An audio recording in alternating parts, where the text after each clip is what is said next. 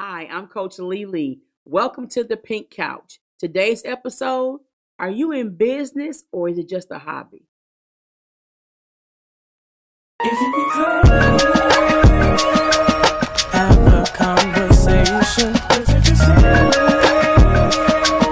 have a conversation, come to the big couch and talk it out with Coach Lele.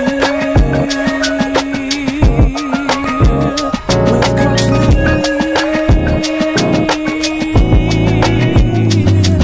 A simple conversation brings much clarity.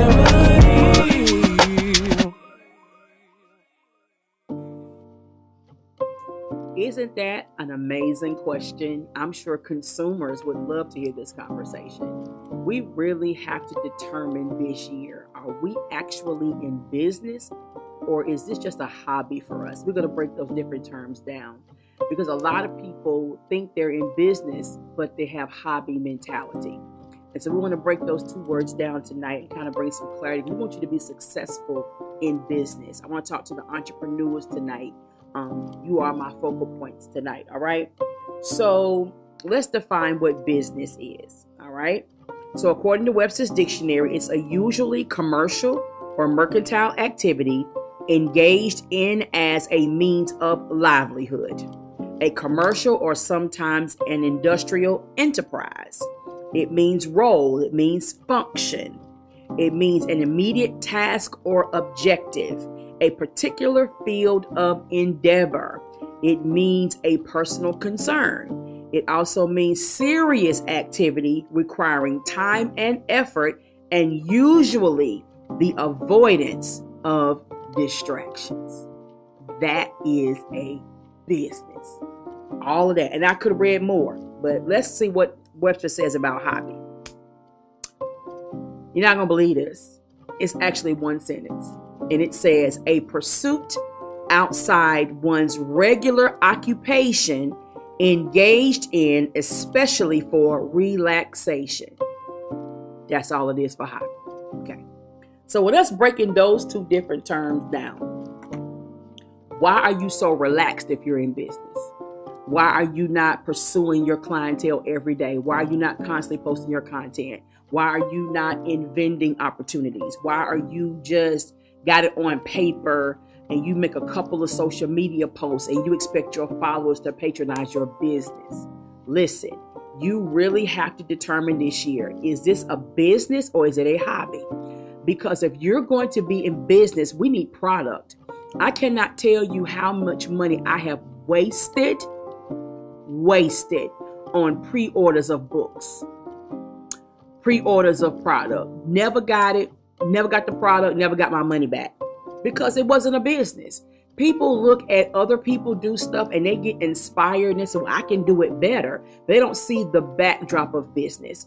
It's easy to look at nice pictures on social media and look at all the likes and all the shares, but that stuff does not yield income. You have to talk to people. You have to be engaged. You got to have a follow-through plan. You have to produce all the time, nonstop. You got to stay ready. You can't get ready. But if it's a hobby, it doesn't matter. Oh, I just feel like doing it today. Cooking is a hobby for me. It relaxes me. That's my therapy session. If I'm really upset and really mad, I will get in the kitchen and burn. Like, I make my best spontaneous dishes when I got stuff on my mind. So people say, why don't you open up a restaurant? Because it's not a trade for me. It's something I do to actually relax. So I would not make a lot of money as a restaurant owner. And so you really have to be honest with yourself and ask yourself a hard question. Am I in business or is this a hobby? Because if you can relax and if not posting for a couple of days doesn't bother you, you're not in business. If not selling anything for a year doesn't bother you, you're not in business. Because in business you have steady seasons, you have slow seasons, but there's a strategy how to handle slow seasons. But if that doesn't bother you, you're not in business. And so you need to stop wasting our time and everybody else's money and things of that nature. Let's talk about some principles of business. All right. So if you're going to be in business, business principles include integrity, profitability, responsibility, investment, and communication. These things are going to help your business succeed and grow. So let's talk about integrity. Okay. Integrity is a fundamental principle that helps businesses maintain ethical standards and function efficiently. Integrity is important in business. Let me help you. People will buy into you before they buy into what you say or what you sell. So how you carry yourself, if you're not a finisher, if you do not have any follow through, no follow up, then people are not going to trust your brand. A lot of people think they can create something and people are going to be attracted to what they have created because they have a need for it. But they want to know who owns it. They want to know who backs it. You know, this is why y'all people are are boycotting certain businesses because of certain principles that are no longer in place. So people actually do research. They really do. Not everybody, but most people do. And so your integrity means everything. So if you say this product is going to be available on this day, you need to make it available that day. Let me tell you what happens to us in business. Because the follow up to the event is not to our liking, to our standard, we feel like it's no reason to have it. So we lose momentum, we lose passion, we're not as excited about it. And so therefore, we just say it is what it is. But you have to be enthusiastic about your brand if nobody else is. Remember, it's your brand. It's your business. So nobody is going to take care of your baby like you. So we have to stop depending on babysitters in our business and have integrity. When you say that this is how much my product costs, this is what my product does, this is what it serves, it needs to do that. You just can't use commercialism and think that's going to be okay. When people buy your product and if it's not what you said, they're going to want their money back. And if you don't give them their money back, they're going to blast you on social media. They're going to tell you not to buy your product. It only takes one bad review to slow your business down. This is why business integrity is so extremely important. All right, number 2, profitability. A key goal for businesses that measures their economic performance and ability is to earn a profit. Listen, when you first start out in business, you're not going to earn a profit. Okay? The mistake that a lot of business owners make is, I sold 100 cups. But how much money did it take to buy the cups, to get them monogrammed, to get them shipped out, and all that type of stuff? You got to look at how much money you have spent out. And so you have to put that money back in order to stay in business. Now, if you have more than what you spent out, then you have a profit. But most times you're not. That's just the way that it is. And so you have to really make sure that your business is profitable. Are you seeing it do something? Is it actually adding to your life? Is it adding to your livelihood? Is it helping? Is it paying your bills?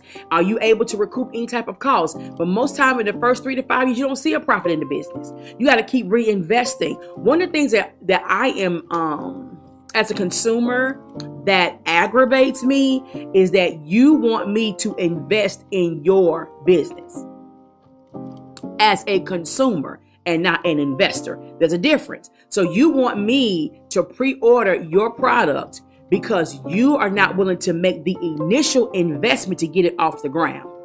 That's what pre-orders do, pretty much.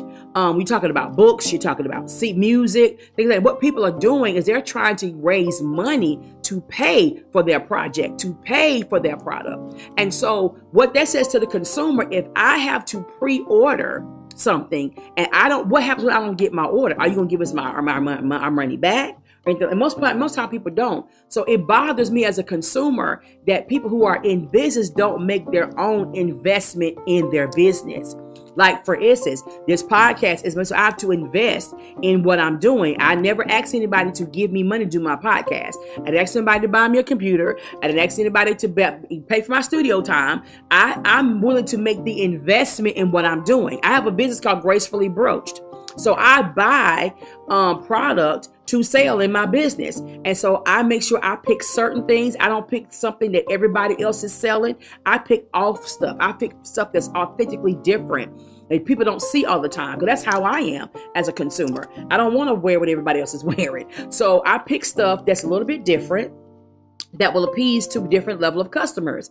And so I've already have my product. So when I'm going live and I say, this is my product and you can purchase it today, it's because it's in my inventory. That is integrity and it's profitability. So if I'm going to be profitable in my business, I have to be willing to make the investment. Now, the Bible says you reap what you sow. So if you're not willing to invest in your business, why should we buy your product? It's got to be profitable on both ends. My next point is responsibility. Businesses should take responsibility for their actions and the environment in which they operate. All right. So if you're doing a bake sale this weekend, your environment needs to be clean. It needs to be open on time. People always say I'm hosting events, but they're late getting started. You can't get in the building on time.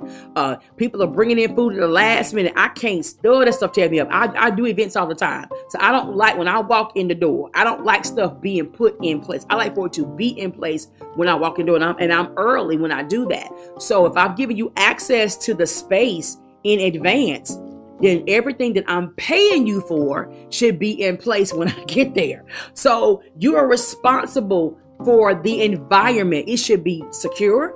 It should be clean. It should be peaceful, and it should accommodate your guest. If you're in business, you are responsible for everything. If somebody comes to me and say, my brooch class broke, I'm not going to blame my vendor. I'm going to apologize for the inconvenience. I'm going to refund them their money. I'm going to replace their product because I want to make sure that my name represents integrity and responsibility. I cannot blame the consumer. I can't even blame the postmaster. It's my job to make sure that when I send that product out, it's top notch, and to put insurance on it so I can go back to the postal service and say, hey, or UPS or FedEx, listen, you damaged my stuff in transit. Here's my claim. But I'm not going to bother my consumer with that. I'm going to take responsibility. And there's too many people that are in business that don't want to be responsible. So ask yourself a hard question. Am I in business, or is this just a hobby? So let's get to my next bullet point, investment. If you're in business, you have to be your main investor. Period, point blank. Colonel Sanders started off with one chicken. He didn't ask anybody to donate the chicken. He had a farm. So he went out there and he got his chicken.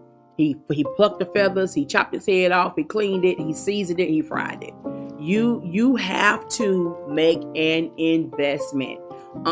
When I started my coaching sessions, I invest time into my products. If you've ever been to any event I've ever hosted, it's over the top. I told y'all a couple episodes ago, I'm over the top. I am.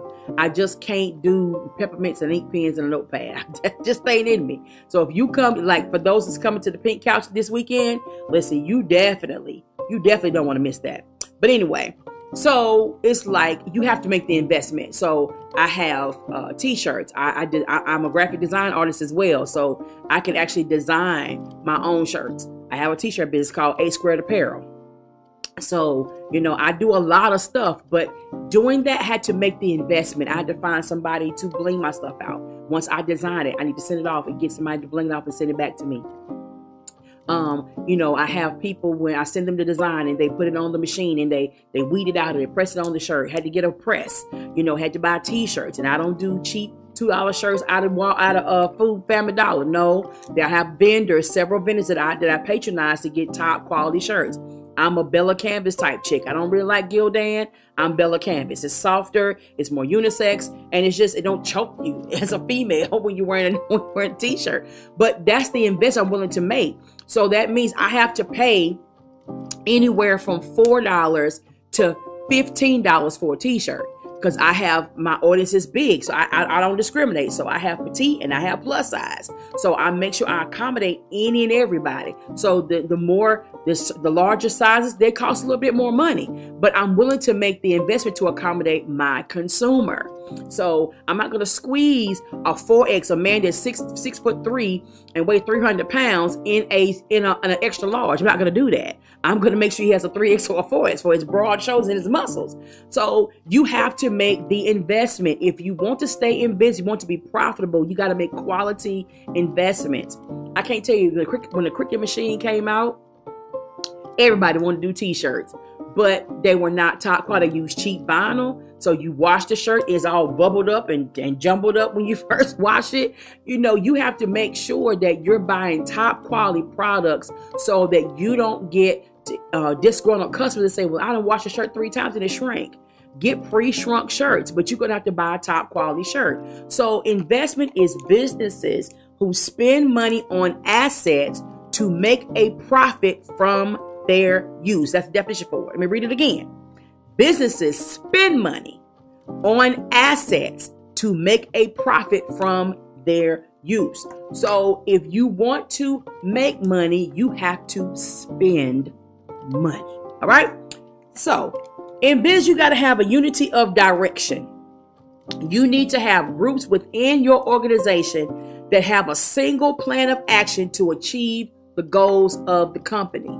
You can't really run a business by yourself. You just really can't. You need somebody that's creative. You need somebody that's administrative. You need somebody that's, what's the word I'm looking for? Promotion. You need somebody that's promotion. You just really can't do it by yourself. It's a lot to promote the business. It's a lot. So you need a team, and everybody got to have a common goal, is that we got to be profitable. And so every purpose partner that you have in the business, other voices that you listen to in the business, should add something to the table to take some pressure off of the owner. This is why every business has people who do packaging, answer the phones, file, payroll. It's a reason for that. One person cannot run a business. In the beginning, you are the only one because you haven't trained anybody to trust them with your stuff. So you're going to be doing all the legwork in the beginning. But as you mature and as you grow, you can add people to your business, but you got to have a unity of direction. Everybody got to be on board with the direction that the company is going in. So how many of you are in business, but you're talking to friends who have no unity about your direction? And so a lot of us take advice from friends who have no business sense, who don't know anything about sacrifice, don't know anything about investing, don't know anything about, I can't go shopping, I got to buy inventory. I can't go out to eat this week. I got to make sure that one of my lights went out. So in order for me to take a picture, I got to have my lighting together. So I got to replace my lighting. So this is why you have to have people that have unity of direction in order for your business to grow. All right. The next thing is centralization. That is a clear focus a clear locus of control helps minimize deviations from rules and procedures. You got to have centralization. When you don't do that, then everybody's doing everything. There's no order and it's chaos. You got to make sure that you minimize people deviating from your vision. If you're doing a flash sale, let's say I'm going to do flash sale on Louis Vuitton products this week. Okay. I can't have somebody say, well, you need to put a Chanel in there. No, I'm only flash selling Louis Vuitton because I have an influx of Louis Vuitton merchandise and I need to move it. So my centralization for this month is going to be Louis Vuitton. So your Chanel is selling. It's going, but your Louis is not. So this is why you got to have a centralization. That's important. What your focal point is for this month, for this quarter, for this fiscal year. You got to keep it from deviating, because when you deviate from your initial plan, it's not going to work. I found that out in business, that when I allowed somebody to talk me out of what I was so gung-ho about doing, it ended up failing because I deviated from my original plan. You are the visionary. You are the one that has the business mindset. It was given to you. It's your baby. It's your vision. It's your passion. It's your drive. Stick to what you know, because you got to remember that when you decide to go into business, when you got this idea, it was not a conference call. It was not.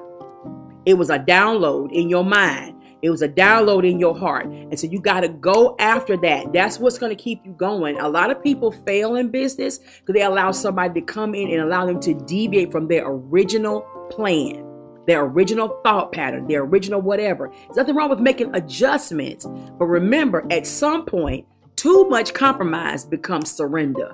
And so if you're surrendering your business, your vision, your plan, it's no longer yours. So be careful with compromise and keep it centralized, okay?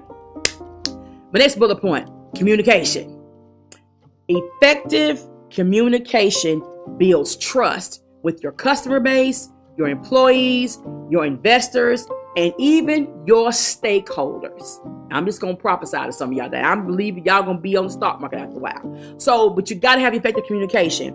When you're not communicating effectively, this is how frustration comes in. This is how chaos comes in. This is how balls get dropped. This is how things don't go to plan because we're not effectively communicating. In business, you cannot assume that people understand what you mean. So that means you're going to have to break some things down. You have to train some people. You have to explain some things. And I know for me, I really hate repeating myself, but I had to come into the knowledge that everybody does not learn fast like me. So I have to make sure I effectively communicate what I want. For instance, you say, okay, we want to push a 300 sales this week. Okay. So in your mind, you're thinking, I want to push 300 sales in this area. You didn't communicate that. So they're just selling. But your centralization was not communicated. So now you've gotten 300 sales, but not in the area that you desired. But you cannot be upset about that because you are not clear in your communication. When your customer base, our hours of operation are from 6 a.m. to 1 p.m. Okay, so when somebody walks up at 11 o'clock, the door should not be locked, because your hours are 6 to 1. So you got to effectively communicate what you're doing in your business. I have been to restaurants that don't close to 10 o'clock. I pull in the drive-thru at 8:30. Oh, we don't have no more till tomorrow. That's not true. They don't want to drop me no fresh chicken tender. So I said, okay, so guess what? I'm not coming back to you because you don't want to honor your hours of operation. So when you are in business, your communication has to be effective. What about your employees? Do they know what you expect? If you got people working, I have partners in my business. I have employees in my business. So when I send them a job, this is what I need done. These are the sizes. These are the colors. I'm sending you product to your house. I'm having to ship to your house, blah, blah, blah, blah. I'm communicating with my employees. So when they don't have boxes showing up at their office with no instructions. You got to effectively communicate. Your investors, if you told your investors, hey, I need you to invest in this project for me, it's going to yield you a 2% profit within 24 months. Okay, it's 23 months and you have not made any profit. You need to communicate to your investors what's going on. Really, you should do it in 18 months. If you don't see any change within the 18 months, you need to go ahead and let them know in advance. Investors don't want to know at the last minute they're not making any money. They don't want to know that. And then too, you have to be honest with yourself and say, okay, am I trying to keep a profit for myself without paying back my investors? Because a lot of people do that. They make their mistake of, this is my money, I made it, but you got investors, you got employees, you got shipping costs, you got overhead with rent, lights, water. You got to make sure all this stuff taken care of before you start putting stuff in your pocket. And so that's why effective communication is key. And if you're going to build a stock market, you got to make sure you communicate with them. Hey, these are our numbers. You know, I want to buy, I want to sell, I want to do this, I want to do it. You have to communicate. So communication is very important if you're going to be effective in business. All right. Continuous improvement. Businesses can make small, incremental changes each day to improve over time. Make small, incremental changes every day to improve over time. You have to be willing to improve, okay? You can't start off. When I first started out in graphic design, I could tell you I had to clip art flyers. I did. I had to clip art flyers. I didn't know about vectors. I didn't know about PNG files. I didn't know how to put transparent backgrounds. It was just Put a picture up there. No cropping, no editing, no anything. But now I'm able to do that. I had to continuously improve. I started out with Picasa. It's by Google. They don't even make it. It's not even in existence anymore. It's Picasa. So I would use Picasa to do my flyers and edit my pictures and whatever. Then I would use Microsoft Word, and I would put the pictures on the document, put the words out there. No nice backdrops or anything. But as I continue to keep working, I learned how to use GIMP. It was a free manipulation tool to build flyers, to build any type of thing. So now I can go to GIMP and I still use it. I'm not an Adobe type person. That's just not me. Lightroom, that's all great, but I do great with GIMP. I just do. I use GIMP and I use Canva now. So I had to improve over time. So now I know how to crop out images. I know how to change the colors of people's clothes. I know how to do all that type of stuff, but I had to make small incremental changes. And so now if I do a flyer for somebody, I can do it in about 10 to 15 minutes and send it off. But I had to make changes. I can't do what I was doing in 2000. That's not going to work right now in 2025. And then now I have hired graphic artists. I really don't have the time to do it myself. But if I do got time, I take time to put a flyer together myself. But you got to be willing to do continuous improvement. You just have to. When I first started doing t-shirts, I was just using the cheap vinyl. I was trying to find the most cost-effective t-shirt I could find, just to put product on the table. I try to ask people to help me. I would ask people who are already in the business, how did you get started? How did you do this? They didn't want to tell me anything. So I had to find out. God literally led me to find out how to do this stuff and make changes and improvement in my business. So now people who are in the business, I'll tell them, hey, go to this website, go to this vendor, use this person, because I wanted to be a help to somebody. So if you're going to be in business, you have to make continuous improvement. You just can't say, well, I'm going to do it this way and just stay stuck there. You got to change the times. Social media was not out when I started doing conferences. So I had to send out letters, send out emails, send stuff in the mail. We didn't have social media when I first started in business and started in ministry, but I had to make change. I had to come up with the time. So if you want to be successful in business, you got to have continuous improvement. So y'all listen, I hope by now you have determined, am I in business or this is a hobby for me? Because at the end of the day, if it's a hobby, that's okay. That's perfectly fine. But acknowledging that it's a hobby will remove the frustration that you're not getting the success of a business owner. And a lot of times people say, oh, that potato salad was good, girl. You should go into business. Just because you made one bowl of potato salad don't mean you should be a restaurant owner. You understand what I'm saying? But hey, you could be a potato salad restaurant. You could be a potato salad business. We got chicken salad. I'll do a chicken salad, you got Chipotle, they specialize in certain things. So you might need to do a potato salad bar. Who knows? But if that's not the case, don't allow somebody enjoying something that you enjoy push you into business if that's not your desire, if that's not the plan for your life. So a couple of business ethics, and we're going to get out of here. Care and respect, honesty, healthy competition, loyalty, transparency, and respect for the rule of the law. These business ethics will help you in life, help you in every area of your life. But listen, if you are an entrepreneur and you have gotten relaxed, I hope this has shaken you up. It has inspired you to go forward and do this. Listen, the way this economy is going, entrepreneurship is going to be the way. It just is. Make your own money. Employ people if you can grow your business to that capacity. But business is where it's at. It just is. And I want the entrepreneurs to really be empowered tonight to really push your business, push it every day. There is a product that we all use or have used at some point called 409. And the reason why that cleaner is named 409 is because the owner, the developer of the product, submitted their product 408 times and got a no. 408 no's. But on the 409th time, he got a yes. And we've been cleaning our house with it for years. Okay? My point is, what's your point, coach? It's simple. One no shouldn't stop you. If you believe in what you have created, you're going to eventually get a yes. And so I really want you to dust your books off. I want you to get back in the game. I want you to get that old inventory, do some flash sales of it so you can buy you some new stuff. I want you to really push your business. And if you have determined that I am a business owner, then get up and get it done. And let me help you. Multi-level marketing sold us a big lie years ago, talking about your warm market is your family and your friends. That is the cold market. You better hear me. Because how your family look, I ain't buying it. They ain't going to use my money to pay their light bill, pay their car note.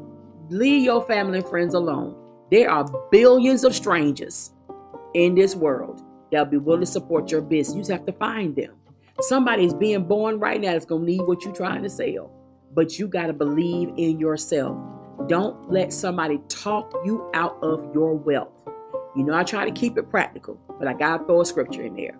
The Lord our God has given us the power to get wealth.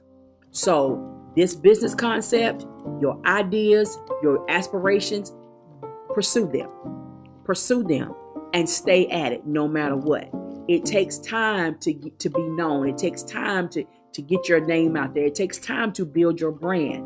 But every day that you stop is another year of no profits. Did you hear what I said? Every day you stop is another year of no profits. So get your life together, pull it together, get your business out there, promote it, pursue vending opportunities, offer your services, do what you got to do, host some master classes, charge a surcharge, do what you got to do, but stay in business. If you are saying I'm a business owner, then make it do what it do. Yes, I believe in you. I honestly do. So you can look for Gracefully Broke. You can look for A Squared Apparel. You can look for Crown Adjusted. You can look for The King in Me. Those are my master class. You can look for all of that. I believe in what has been put in me. I believe in my brand. I believe in the pink couch. You know, I believe in it. I believe in it so much. I had a whole lapel pin design for the pink couch. So it's just a lot of stuff that my brand is on. I have product. So I designed a whole bling t-shirt. I designed the shirts for my band, the live band that's going to be at the pink couch. I believe in my brand. I'm making the investment. And I didn't wait on people to purchase a ticket to be in the room. No, I believe in what I'm doing. And so whoever doesn't be in the room is cool, because eventually I'm going to be on a major platform. They're going to want to be in that room, but I'll be there. Why? Because I kept going. I made the investment. I was willing to communicate. I was willing to sacrifice, and I was willing to put the work in. So, hey, my name is Coach Lele, and tonight I want every entrepreneur to go out there and make it do what it do. I believe in you. For those that have a hobby, continue to relax. It's okay. See y'all next week. If you have a conversation with yourself, have a conversation, come to the big couch and talk it out with Coach Lele.